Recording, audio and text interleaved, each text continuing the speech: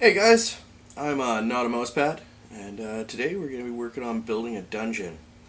For this video, I'm going to work on making an outline and kind of making a guideline for what we want to do with that dungeon. Um, Dungeons are a very important part of gameplay in Dungeons and Dragons. Uh, Pretty much if you're playing, you're going to end up inside one at some point. Um, Now, if you've watched some of my other videos, you'll probably know that this game session is going on inside of this world here. This is the guest tiers. They were put out by TSR sometime in the late 70s, early 80s. You could probably find a copy online. I actually found these in a local used bookstore and picked up about 8 of them for really super cheap, actually. Uh, really useful supplements, come with a full-size map of the area, really detailed. A detailed history and basically describes every place in there, as well as a small player's guide that brings in a new class, some new spells, and also gives you an idea of what the in this one anyway. It gives you an idea of what the mercantile differences are, because Dorokin is a plutocratic republic. So there's some it's a little bit different than your classic kingdom. Now, the adventure that I'm setting up for my characters is they're supposed to, a little bit of backstory as I begin drawing this. They're supposed to go and find out the leaders of a rebellious group in Dorokin. They've all been kind of shanghaied by the various leaders of Dorokin in various manners. A couple of them are convicted criminals, and basically they've been given the task, either you do this, and they've been given a cursed object so that if they don't do it, it will be found out and they will die. And the other characters, they've been basically threatened with indentured service if they do not comply, which is pretty bad. So they've been a little bit shanghaied into this one. Some people would say they've been railroaded, and that all depends on your perspective. Now, what's happened is, so they've traveled up to where this rebellion is, and they've actually managed to sign on with the rebels, and basically they're doing work for one of the lower faction members. Their whole task is to find out who are the actual ringleaders and bring that information back. Being adventurers, it's not suspicious that they're there. So, like, Dorokin's being smart going about this. Once they get that information, they're supposed to return and give it to the authorities, who will then assassinate those people appropriately, basically taking the head off of the snake, so to speak. Now, this is actually their first task that they've been given by the leader of the church in a town called Rennydale. You guys may have remembered Rennydale from when I made the character, and he is actually, that character is the leader of the bandits here. And their entire task is to try and convince these bandits that instead of being bandits, they should join with the rebels, and that they will be rewarded accordingly. Now these bandits, they're not assholes. They kind of they really pick on the merchants of Dorokin more than anybody else. But they've also been hitting the supply trains of the rebels, so they become a little bit of a threat.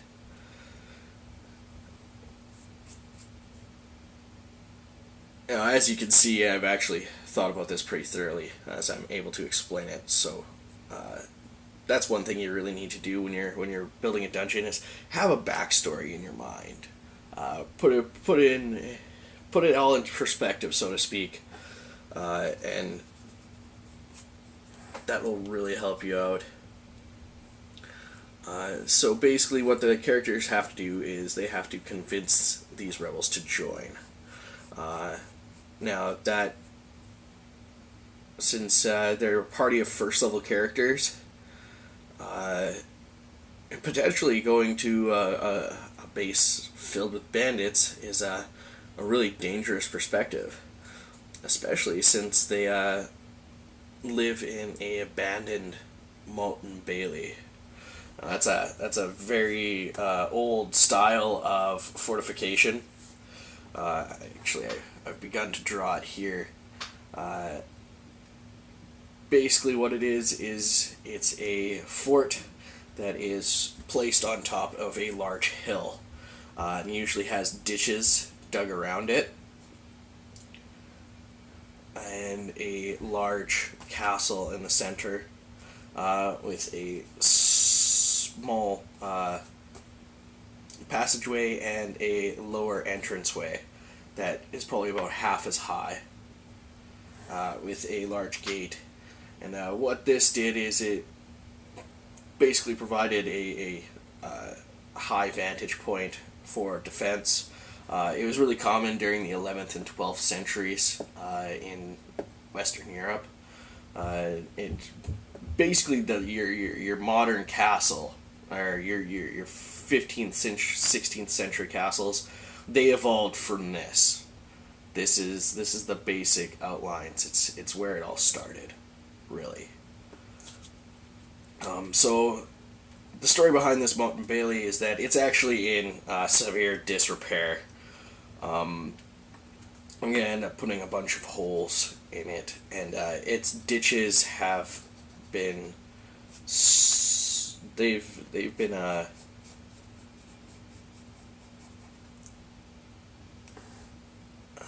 eroded so that they really don't exist. It's kind of just a dip before a hill up to this Molten Bailey. This being the Bailey.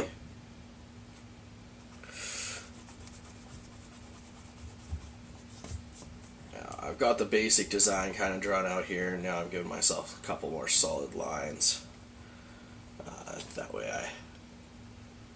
I got a good piece of work here to work off of. I haven't really given this a scale, however, I'm thinking each square is going to be about 30 feet. No, it seems a little bit big. We'll say each square is about 15 feet. Yeah, that seems reasonable.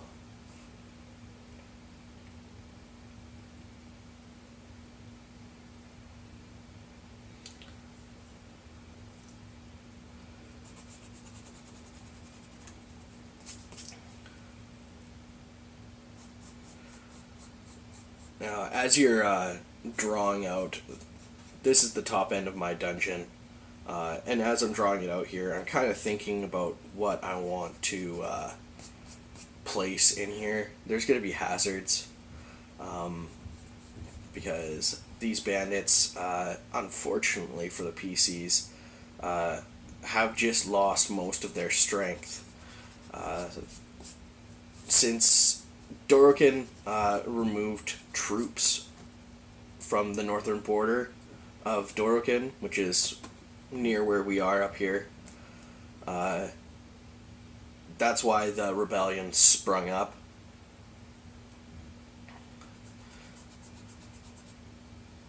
The people don't believe that Dorokin is protecting them properly, and the way the merchant lords treat their people is rather brutal.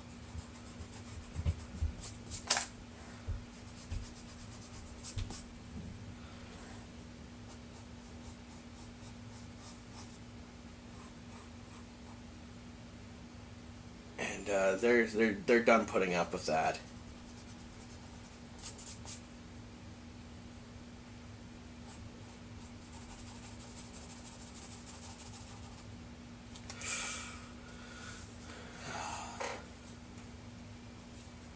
There we go.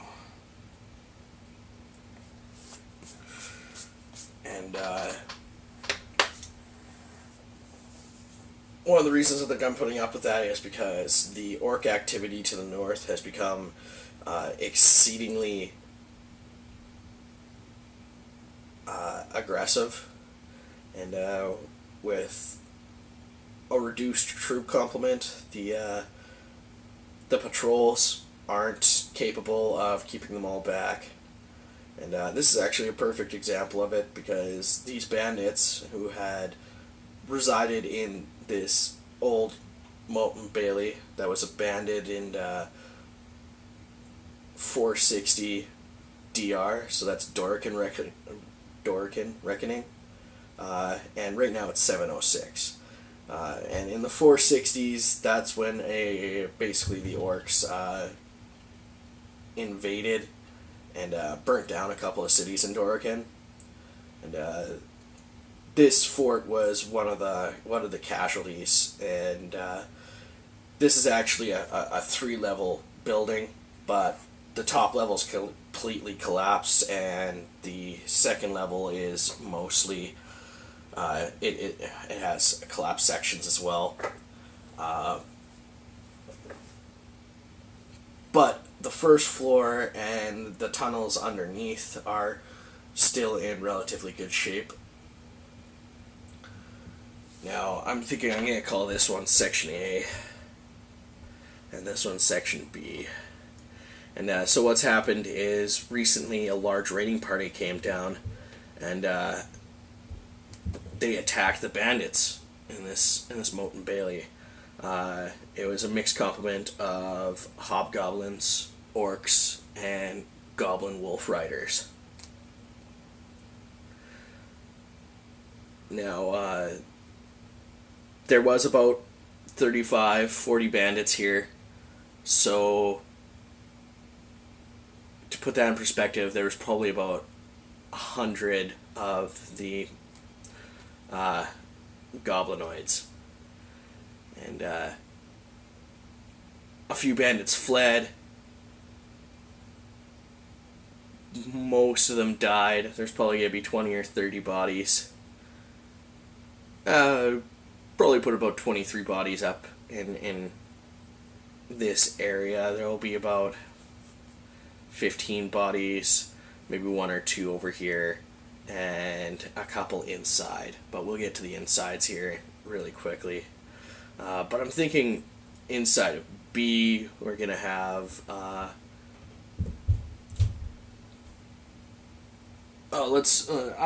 like to use dice when I do this, so I'm going to say... I'm going to use a D4.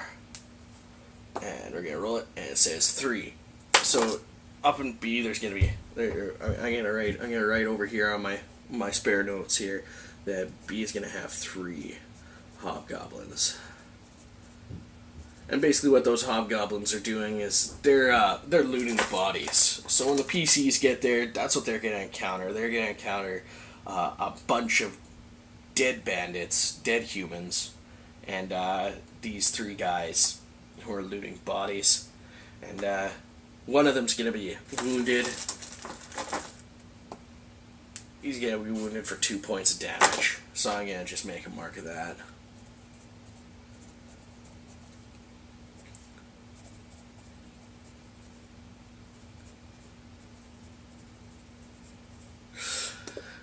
And in A, I am thinking that we should have some sort of encounter. I kind of want to reward them for going to A because B is kind of where they need to go, and A is a little bit out of the way. So if they actually go to A, I kind of want to reward them. So I'm thinking that there should be an NPC in A who's willing to help them. And he's hiding. So he'll only come out once he sees the NPCs.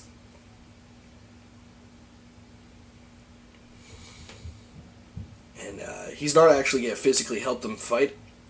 But I think in A we're going to have this NPC tell them that the other NPC, the one we built in the one that we generated in one of my previous videos, we're gonna say Felipe. He knows where Felipe is, and he knows Felipe retreated into the basement of the Bailey.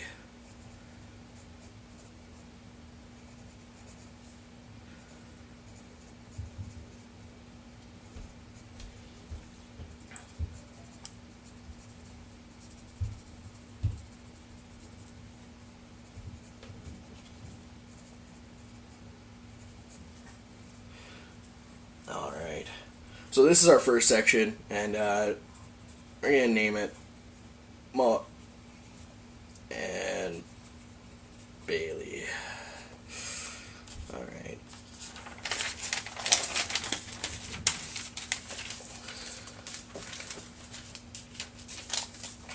Now we're going to switch this one up a little bit. Our Bailey, the way I've drawn it, it is 90 by 105 feet.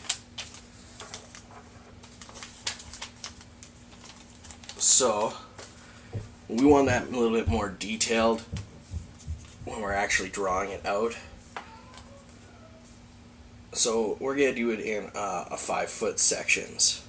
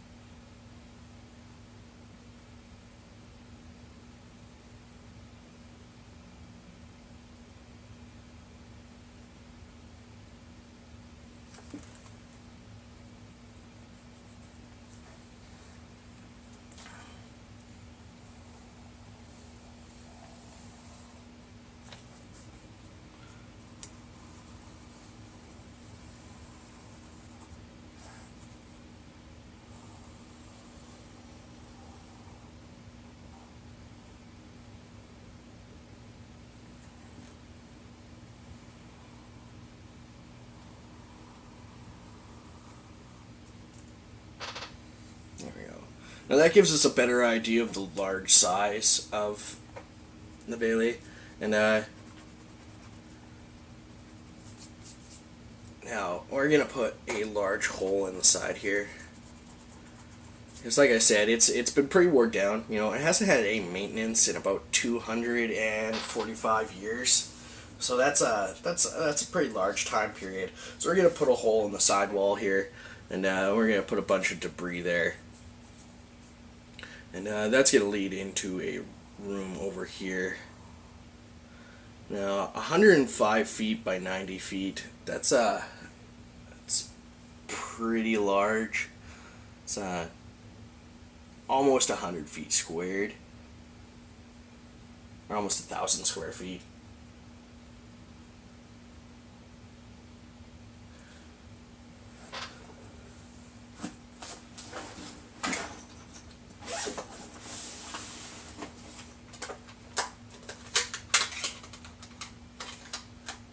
It's pretty early in the morning, guys, so I'm sorry if I got that calculation wrong. I'm going to check right now.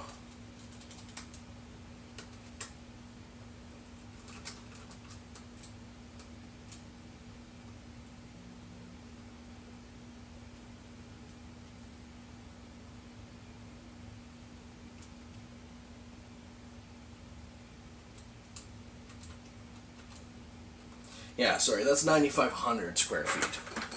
So that's a pretty large area. That's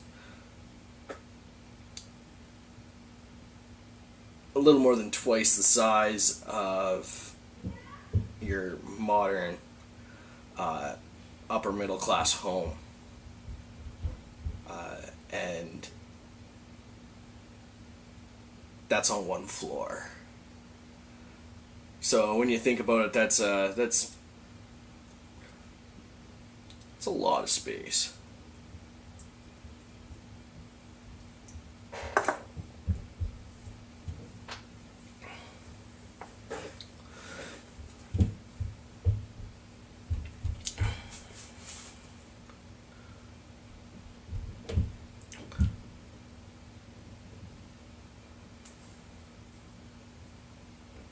Now I'm going to say that they were pretty smart when they made this building. And most of our doorways are going to be open. Like I said, if you don't maintain a door and it gets damp and wet, and it's probably going to rot. And after 250 years, it's probably going to be gone. Now, for some of the rooms, we will probably throw in some stuck doors and stuff like that. It makes it a lot of fun. Especially when PCs have to spend a whole bunch of time opening a door that leads to nowhere. It's one of my favorite things. And one of the things I'm going to do here is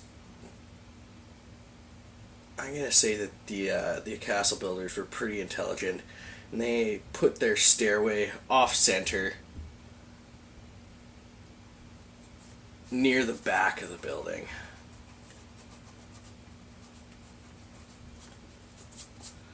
So we're going to do it up in this top left corner. And it's a circular stairway, because if they ever were... If the Bailey was ever breached, they'd want to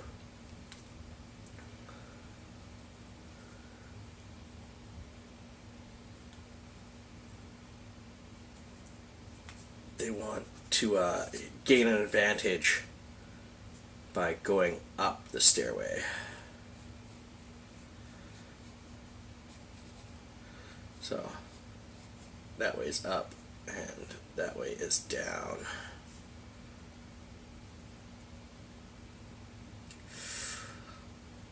And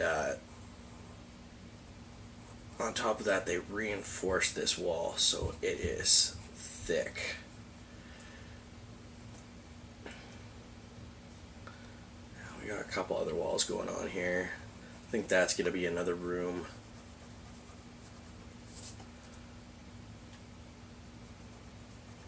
Large open spaces are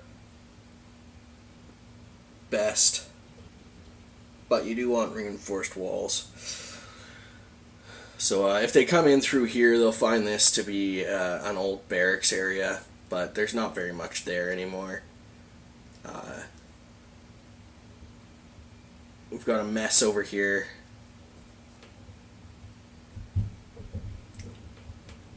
This right here is going to be an officer's quarters.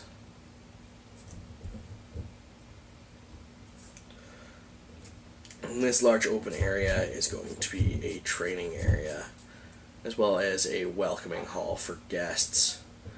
That's one thing about it being a castle, is that there was at one point a lord or someone important, perhaps a viceroy of some sort, who lived within these walls. So it's always good to remember that you're dealing with somebody's home as well. Yeah, we're going to make this a kitchen right here too.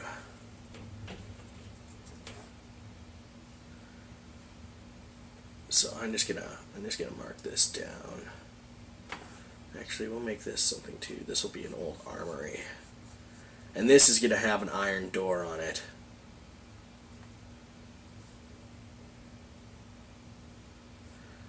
So we're gonna label this. We're gonna have A1,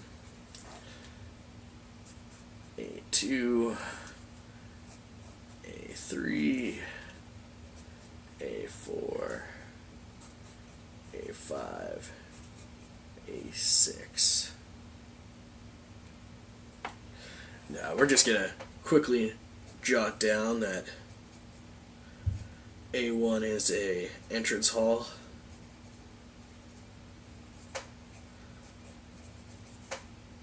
/ marshalling grounds.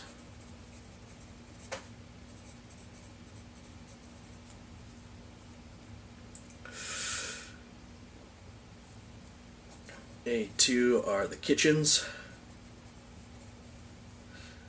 A3 is a barracks.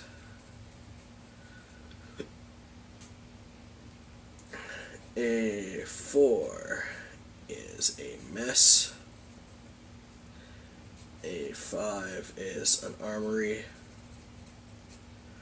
And A6 is officers' quarters.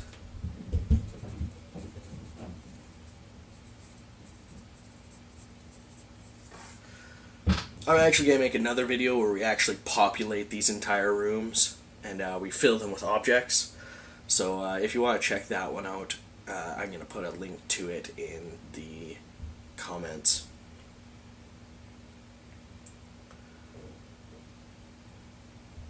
Alright, so that's our first floor. We're also going to do the second floor. So we can do it on the same page here. So this is first floor of Bailey.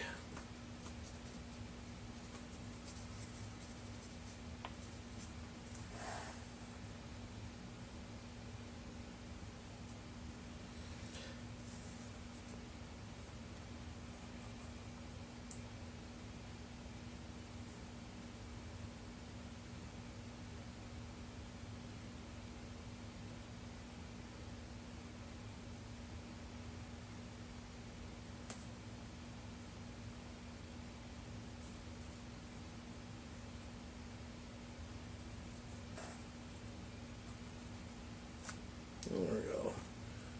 That ends up being the perfect size.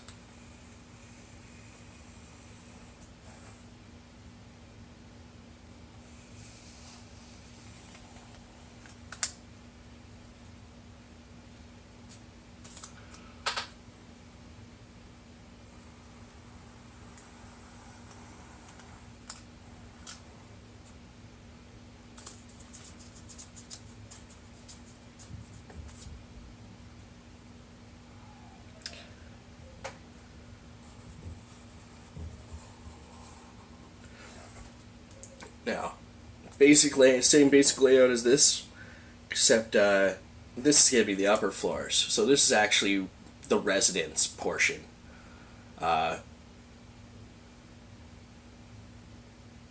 Where the Lord would actually live most of the time and entertain guests. Where the furthest top floor would be where he actually slept. And other things. Now we got this busted open wall here. That's a huge structural flaw for the top floor. So like I said, how some of it was collapsed, I'm going to say that almost this entire section over here is completely collapsed. And we're even going to have a room have some collapsed stuff in it here. And so we got a collapsed wall right inside this room. Up here. As well as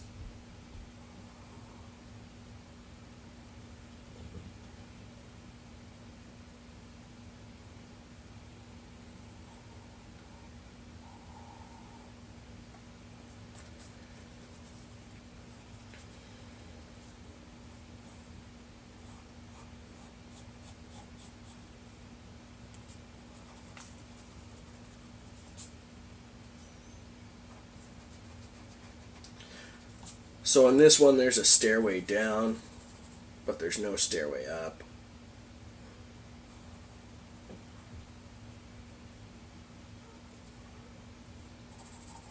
Because the upper floor is completely destroyed. That goes back downstairs. Whereas the floor upwards was collapsed, and so was the stairwell.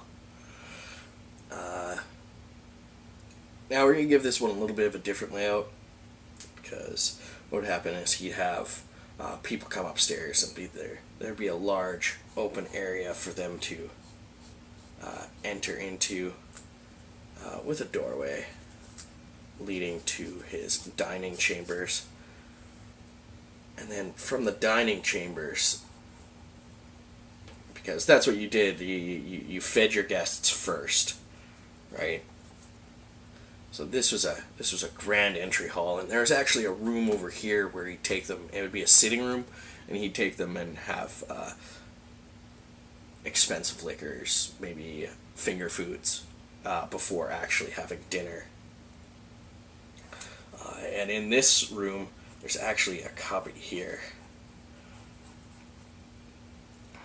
that had an elevator in it that leads to the kitchens. So we're gonna definitely make a. So we're gonna name this level is gonna be our C level. So we're gonna name this. This is our entry hall. This is gonna be C2, C1. Sorry. And we're gonna make this a grand dining room.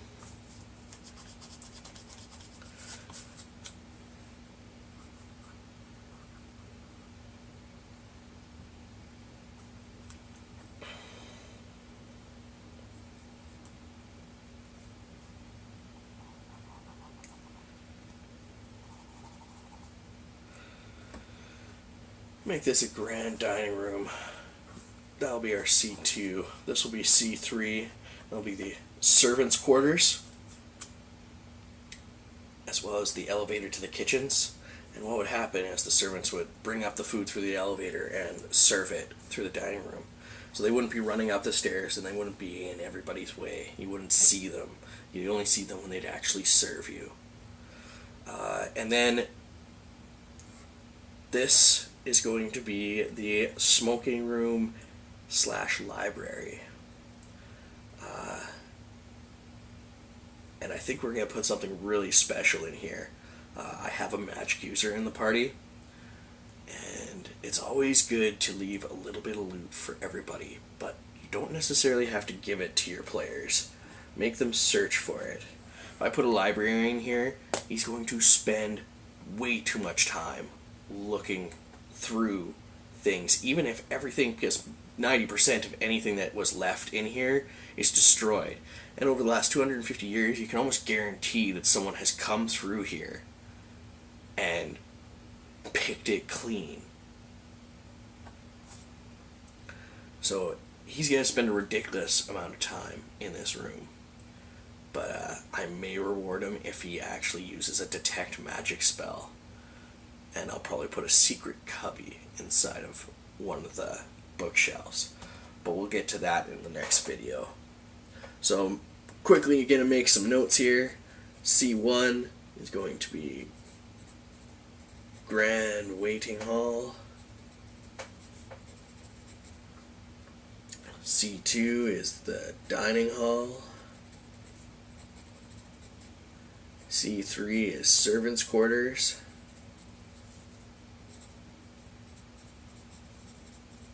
And C4 is going to be smoking room / library.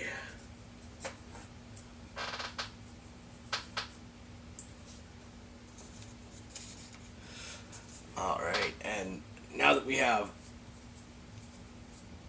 that fixed, yeah.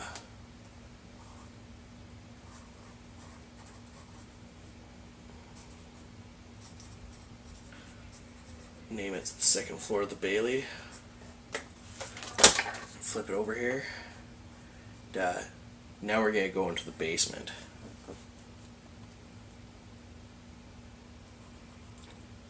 So the first floor of the basement is going to be rather deep. Sorry, not rather deep. It's going to be the same size as the two upper floors. But the bandits have taken it to themselves to actually expand the basement. And they've dug down deeper, and we're going to have a sub-basement underneath. And that's really where the final battle will end up taking place. Because what they've done is they've made a huge storeroom. So if the characters manage to get through this, not only will they have 5 or 6 more people that'll join the rebellion's forces, including one individual who is rather skilled and will end up becoming a commander, but they will also have given a huge boost of supplies from the bandits' raids over to the rebellion as well, strengthening their position.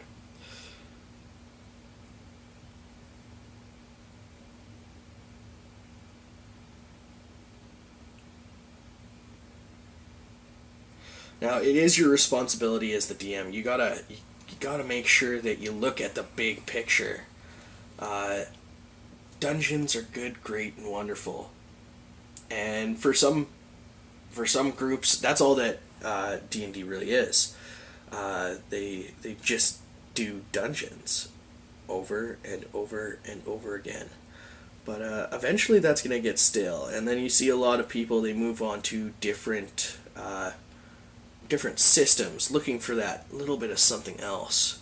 And I've played Exalted, I've played Vampire the Masquerade, I've played the Warhammer role-playing game, I've played BattleTech, and I've played a bunch of different systems. And usually the reason that you go to these systems and away from Dungeons and Dragons is because you're looking for that little bit something more, that story. And if you could give your characters a story, it's huge. It's huge, and you'll find that they'll enjoy it a lot more. There is, nothing against dungeon delving and hack and slash, but if you give them a bigger picture, you'll find that they'll play harder. And so that's what I'm trying to do with this campaign, is I'm trying to make sure that they have a bigger picture. I want them to question. Right now, they're basically working for the evil overlords, and as they've been going through and talking to these rebels, they're starting to realize it, and I really, really want them to switch over and go to the rebellion. But I'm not going to force them. If they want to keep working for Dorokin, and there's lots of money in doing it, they're more than welcome to do so. And it's still a good action to support the government that's already in power, even if they're a little bit oppressive. As long as they aren't openly torturing people and things like that, there's nothing wrong with it. And it actually keeps the law and order in place. And I think my characters, we have a true neutral. She's a druid. We have a chaotic good fighter, whose name is Doyle, and a lawful good dwarf. Now, the thing about being a lawful good dwarf is that he hates the plutocratic society. It's so wrong. For the difference between that and a dwarven clanhold is ridiculous. It's so different. It's not even cool to him. But that's the place where he lives. He lives in Dorokin. As far as, and then we also have another guy who is a chaotic neutral, and of course he's just in it for himself. Right now it's just to keep his skin intact, but basically, if he's offered the right incentives, working for the rebels. It's a much better picture. So we'll see what happens. Now, the basement, we're going to have it once again.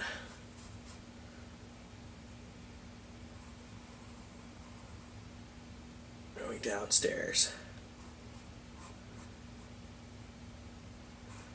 But kind of like the upstairs one, this one only goes one way.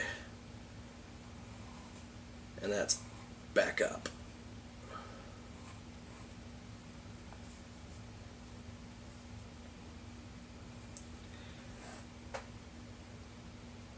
And so what this is this was basically the supply rooms.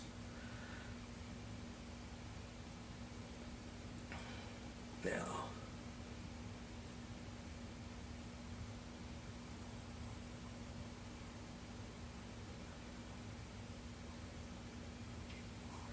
we're going to have an entrance here, small entranceway. It's going to have 2 doors.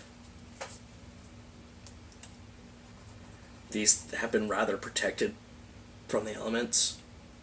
Not much water has gotten in here.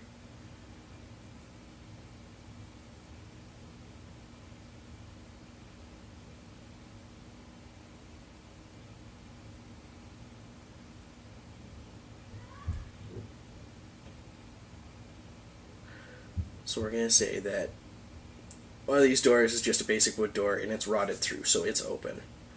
But this one's banded in iron and has a huge lock on it.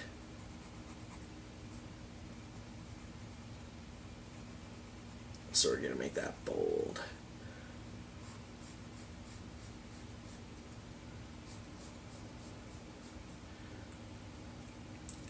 So what this is this going to be B1, and that's the entrance. B2 was the Lord's supply chamber.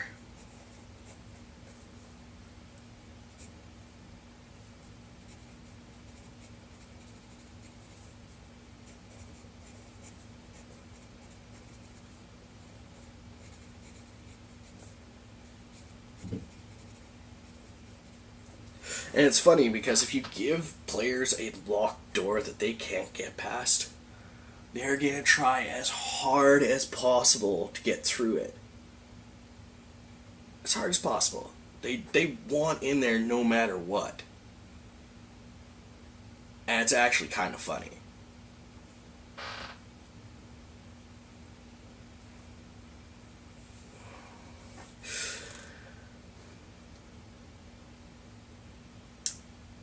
And we'll probably put something really nasty in there because there's been 250 years that whatever is in there has had a chance to grow and get nasty because no one has managed to open up that door.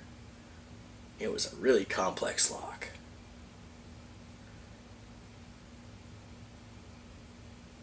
And nobody's really bothered.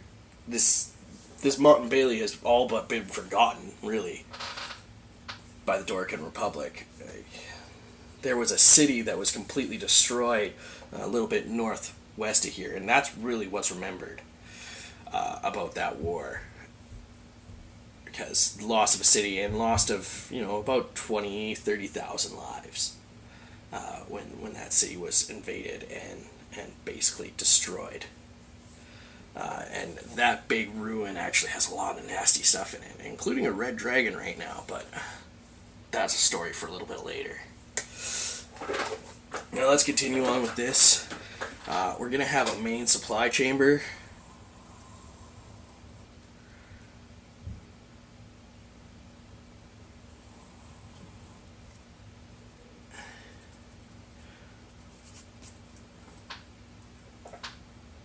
And a secondary supply chamber.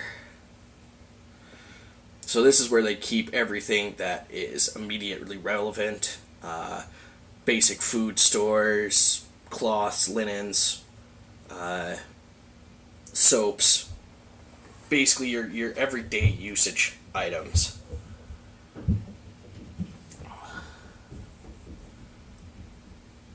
This would be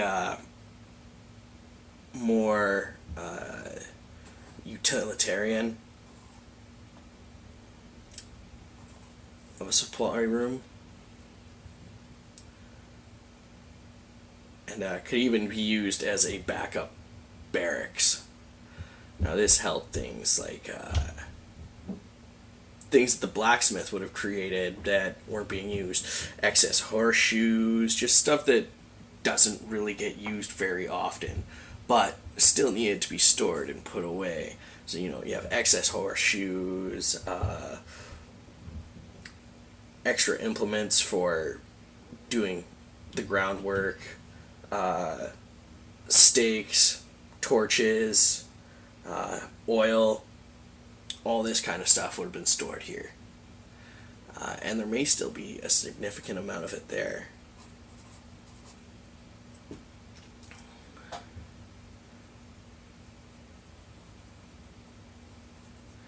And we got this extra room here that we can turn into something rather special. But first off,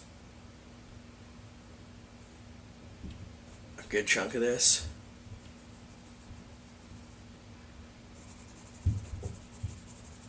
was busted up and dug down.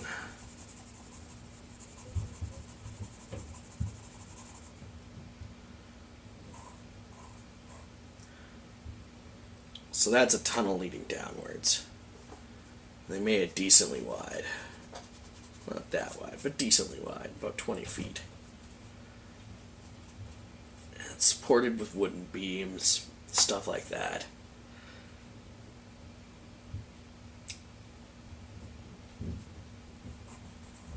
And so anything that was stored in this room is no longer there. But there will be shovels and picks and lanterns.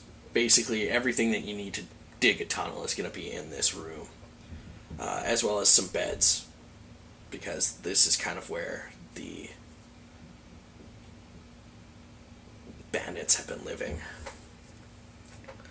So B3 is everyday supplies.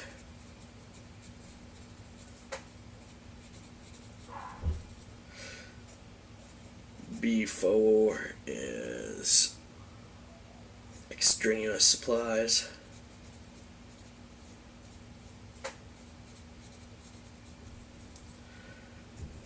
B5 is tunnel entrance.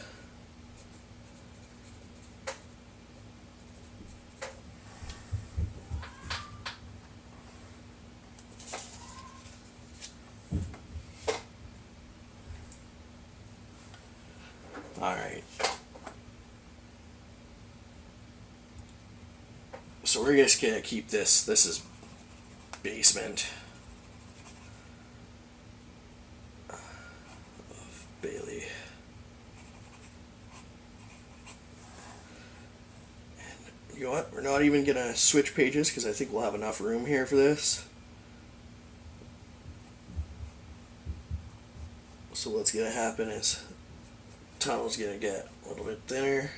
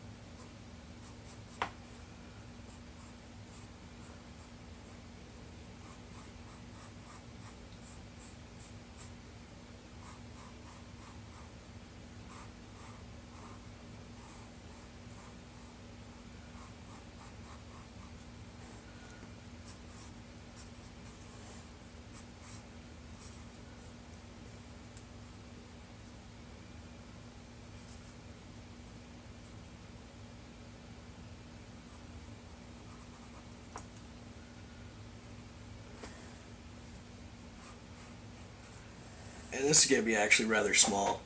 The bandits have done some digging. They wanted a couple extra safe rooms. That's basically what we're going for. And this is actually going to be a nice trapped area. This is their extra protection, and Felipe was smart. He knew that if he wanted to be very, very back. So D1 is going to be Felipe's room.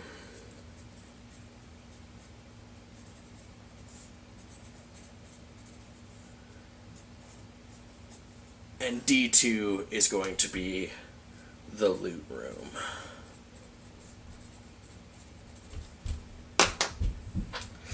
And there we go. We've kind of basically made a basic map. It's pretty easy. You just go through and kind of visualize what you want your scenario to be like.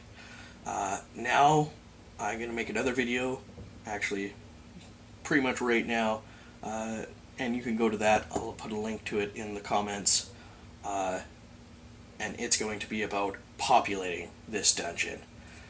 So until then, I'll see you next time. I'm not a mousepad.